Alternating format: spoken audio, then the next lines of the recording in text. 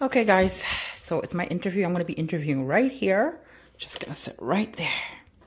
Hey guys, welcome back to my YouTube channel. This video is just a quick one. I have an interview today and I'm a little rusty, a little bit nervous, but I believe everything's going to be okay. There's a lot riding on this one, but however it turns out, God gets all the praise. Whew, it's been a while for me to kind of do this again. I kind of have a long backstory, which I will be sharing with you guys in a little bit, but I'm just gonna jump on my computer and see how I do for this interview. Okay. Thank you, Jesus. Okay. So guys, I have my little book here with a pen that I can take a quick note, ask a quick question. I've already gone through the screening process. Okay, let's just make sure everything works. I'm a little bit ahead of schedule here. I'm just trying to get everything going so that they can see me and I don't have to pull out my ring light. It's a cloudy day today. Kept it simple, didn't really gel my hair or anything like that. Oh, and I also put Jeremiah to sleep. That's why he's quiet. He went a little bit 30 minutes in advance so I can get a chance to just unwind and enter in this interview process. Woo, thank you, Jesus. How come my password's not working? Oh, there we go. Okay.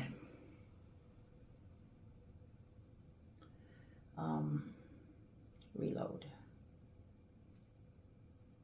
Okay, so like I said, this is my second interview with the company, and the lady that I spoke to about 2 days ago, she told me that this is going to be my last interview, and then from this one they will be able to determine I guess whether I'm in or not.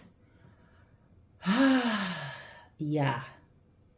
So I've been out of work since 2019. Literally, I was supposed to go back to work the month when all of this pandemic stuff was literally surfacing, and I was a new mom.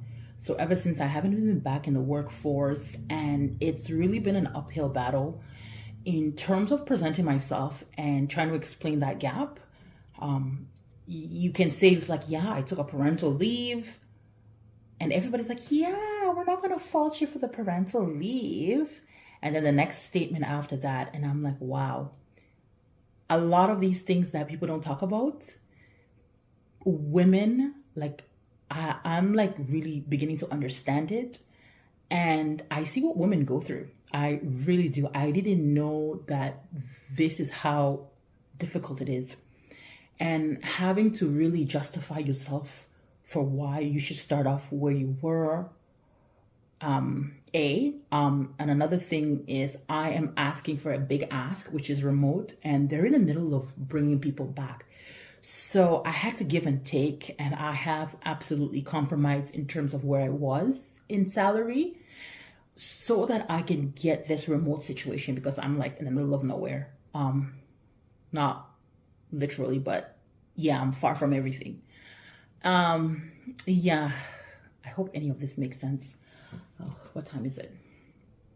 Yeah, I'm on my computer. I have another 15 minutes or so, but it has been really an uphill challenge. But it's a positive.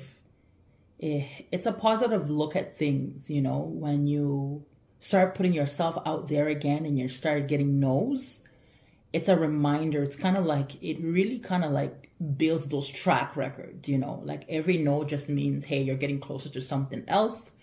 I have to remind myself that, I know I can't get emotional over one person's no. I'm bringing a lot to the table. Just because I'm compromising in certain area, it doesn't mean that I'm going to be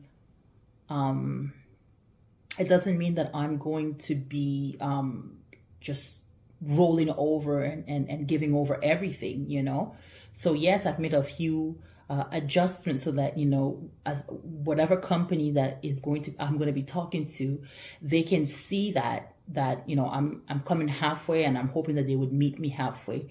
But one thing I'm not willing to compromise on is certain basic foundational things. And one of those being like, hey, I'm looking for a permanent, I want those benefits, because I've been out of the game for some time, and them benefits mean a lot now that you have 2 toddlers. It's a lot of expenses. The cost of living has definitely gone up. So these are things that, you want to keep in the forefront. I'm keeping in the forefront that the things that I'm fighting for. I had gone through an agency, and they had presented something to me, and they said one particular salary, advertised it, and when everything was going good, they had come back to me just to tell me, oh, they made a mistake with the salary. And I gave them a chance to explain themselves, and their explanation was that because I'm currently out of like the main city, and that explains why I'm getting less. And to me, that did not make any sense, considering the position that we were going for, and the position that they were advertising was remote. So for me, as soon as you echo remote, it automatically eliminates geography, within obviously the country that I'm residing in, which is Canada. And so when they said that, I was like, you know what, I rather just fly solo or fly with other agencies, because I didn't feel like I could trust that agency anymore, or that recruiter. And I just withdrew myself. I actually had a contract that I was with them a few days. I literally quit the day after, because the company that I was with, they just weren't professional. Management wasn't professional. The people that were training us, and that was a huge disappointment. So I was like, you know what? Hey, you can't disrespect yourself for over a little bit of money. So that was one. So 2 recruiters with the same agency, and I was just having a negative experience. So I decided to walk away from them. I'm not going to be naming any names in this particular video, but I am going to be going on with this interview, and I'm going to fill you guys up later. So that's pretty much the backup story that I was going to share with you guys. And yeah, I'm just killing some time here. I feel like this video is helping me kind of like relax a bit. So yeah, that's pretty much it. We'll see how the interview goes.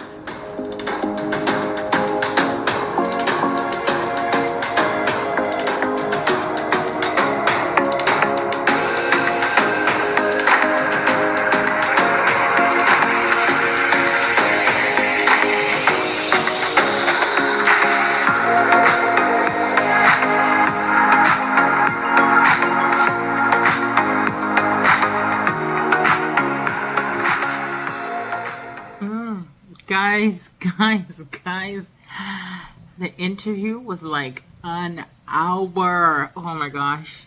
But you know what? I have to say that it was the person that was interviewing me, first of all, very nice, tried his best to kind of like help you kind of like get that stress, that jitter out, because he was technically also kind of like stumbling a bit. He was just having like a frozen brain a bit. So it kind of helped the situation. He had asked me like 2 questions that were like basic. And I was like I just drew blank. But because I did that, I was like, is it possible that we just come back to those questions? And he said, yeah, sure. And so when we kind of like, he talked a little bit more and then went into like the behavior question, that's when I went back into the zone and I was answering. I was like, okay, go back to the other questions. But I didn't tell him to go back to the other questions. So he ended up putting them at the very end. Oh my gosh. So anyways, I survived the interview. I survived. Okay. So he told me I'm going to wait for about like a week to 2 weeks. But overall, I'm pretty happy. I'm pretty happy that I'm actually applying for this particular company. They seem to be like, okay, like what he was even explaining, he's like I have done that particular role that you're applying for, and look at me, I've already moved up 3 times within 2 years. So he's like, yo, this company is like, I don't know if I'm being biased or not, but people be moving up, people be doing things. And like, he's not the only one that actually said it. There was another individual also that I had interviewed with at a different time that also said this very same thing in a very short 4-year time, because a lot of companies, you ain't going nowhere within 2 years, 4 years. You got to give a little something to see something. So yeah, so that's really nice and promising. So this is it for this video. I will fill you guys up in the next video, and I will let you guys know if I will be a working mama. Okay, thank you all for watching. Don't forget to like and subscribe, and I will see you guys all in the next one. Bye.